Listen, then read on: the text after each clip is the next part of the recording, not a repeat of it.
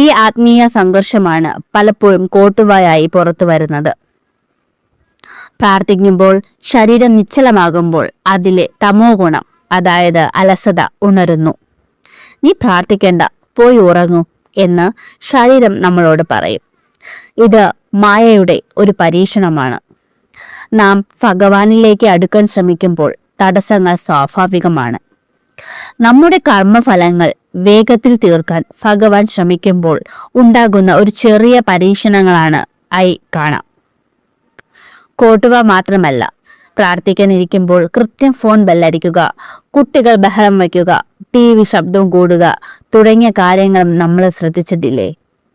ഇവയൊക്കെ നമ്മുടെ ഏകാഗ്രത തകർക്കാൻ അദൃശ്യ ശക്തികൾ നടത്തുന്ന ലീലകളാണ്. ഇത്തരം തടസ്സങ്ങളെ അവഗണിക്കാൻ നമ്മൾ ശീലിക്കണം. ഫോൺ വന്നാൽ അത് പ്രാർത്ഥനയ്ക്ക് ശേഷം തിരിച്ചു വിളിക്കാം എന്ന് തീരുമാനിക്കണം. പ്രാർത്ഥിക്കുമ്പോൾ കണ്ണിൽ